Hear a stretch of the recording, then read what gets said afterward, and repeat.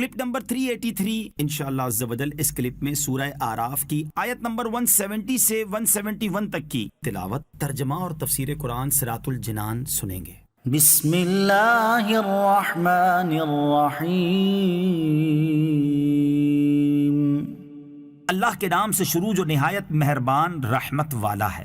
والذین یمسکون بالکتاب واقاموا الصلاة انا لا نضیع اجر المصلحین.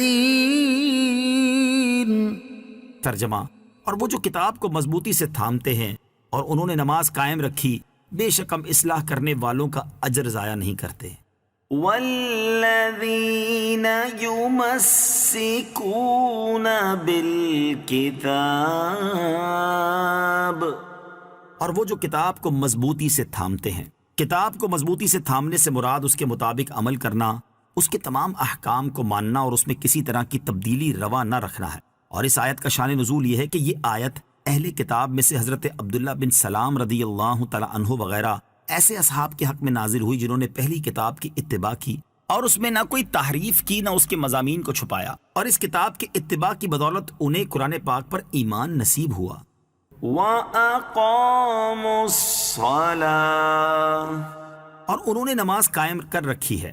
نماز اگرچہ کتاب کو مضبوطی سے تھامنے میں داخل ہے، البتہ اسے جدا گانا ذکر کرنے سے مقصود اس کی عظمت کا اظہار اور یہ بتانا ہے کہ اللہ تعالیٰ اور اس کے رسول پر ایمان لانے کے بعد سب سے اہم عبادت نماز ہے. نماز کی اہمیت و فضیلت. کثیر احادیث میں نماز پڑھنے کی بہت اہمیت اور فضیلت بیان کی گئی ہے. ترغیب کے لیے ان میں سے 3 احادیث سماعت کیجیے. نمبر 1، حضرت عمر فاروق رضی اللہ تعالی عنہ فرماتے ہیں، ایک صاحب نے عرض کی، یا رسول اللہ صلی اللہ تعالی علیہ وسلم، اسلام میں سب سے زیادہ اللہ تعالیٰ کے نزدیک محبوب کیا چیز ہے؟ ارشاد فرمایا، وقت میں نماز پڑھنا، اور جس نے نماز چھوڑی اس کا کوئی دین نہیں. نماز دین کا ستون ہے. نمبر 2، حضرت انس رضی اللہ تعالی عنہ سے روایت ہے، حضور پر نور صلی اللہ تعالی علیہ وسلم نے ارشاد فرمایا، سب سے پہلے قیامت کے دن بندے سے نماز کا حساب لیا جائے گا. اگر یہ درست ہوئی تو باقی اعمال بھی ٹھیک رہیں گے، اور یہ بگڑی تو سبھی بگڑے. نمبر 3، حضرت عبادہ بن صامت رضی اللہ تعالی عنہ سے روایت ہے، حضور اکرم صلی اللہ تعالی علیہ وسلم نے ارشاد فرمایا، 5 نمازیں اللہ تعالیٰ نے بندوں پر فرض کی، جس نے اچھی طرح وضو کیا اور وقت میں پڑھی اور رکوع و خشوع کو پورا کیا تو اس کے لیے اللہ تعالیٰ نے اپنے ذمہ کرم پر عہد کر لیا ہے کہ اسے بخش دے، اور جس نے نہ کیا اس کے لیے عہد نہیں، چاہے بخش دے چاہے عذاب کرے. قرآن مجید کے احکام پر عمل کے معاملے میں ہماری حالت.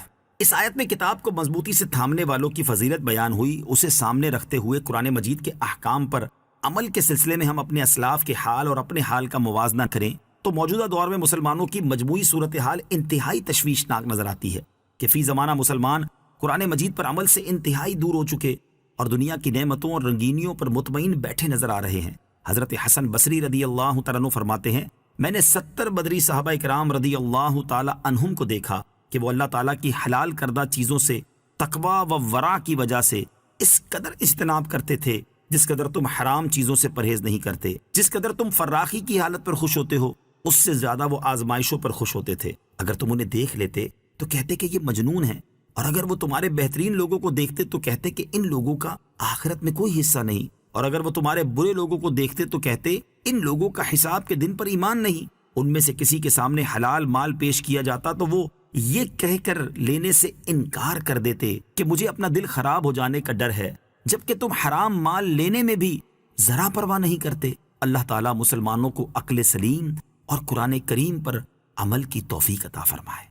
وَإِذْ نَتَقْنَا الْجَبَلَ فَوْقَهُمْ كَأَنَّهُ غُلَّةٌ وَظَنُّوا أَنَّهُ واقع بِهِمْ خُذُوا مَا آتَيْنَاكُمْ بِقُوَّةٍ وَاذْكُرُوا مَا فِيهِ لَعَلَّكُمْ تَتَّقُونَ.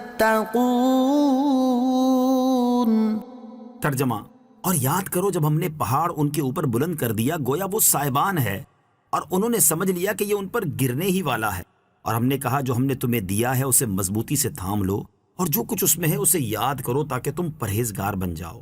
وَإِذْ نَتَقْنَا الْجَبَلَ فَوْقَهُمْ، اور یاد کرو جب ہم نے پہاڑ ان کے اوپر بلند کر دیا، جب بنی اسرائیل نے تکالیف شاقہ کی وجہ سے توریت کے احکام قبول کرنے سے انکار کیا تو اللہ تعالیٰ کے حکم سے حضرت جبرائیل علیہ السلام نے ایک پہاڑ جس کی مقدار ان کے لشکر کے برابر تھی، یعنی 3 میل لمبا اور 3 میل چوڑا پہاڑ اٹھا کر سائبان کی طرح ان کے سروں کے قریب کر دیا، اور ان سے کہا گیا کہ توریت کے احکام قبول کرو ورنہ یہ تم پر گرا دیا جائے گا۔ پہاڑ کو سروں پر دیکھ کر سب کے سب سجدے میں گر گئے، مگر اس طرح کہ بایاں رخسار اور ابرو تو انہوں نے سجدے میں رکھ دی، اور دائیں آنکھ سے پہاڑ کو دیکھتے رہے کہ کہیں گر ہی نہ پڑے۔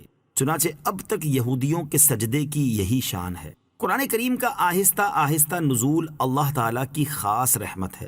اس سے معلوم ہوا کہ قرآن کا 23 سال کے عرصے میں آہستہ آہستہ اترنا بھی اللہ عز و جل کی خاص رحمت ہے کہ اس طرح مسلمانوں کو تمام احکامات پر عمل آسان ہو گیا۔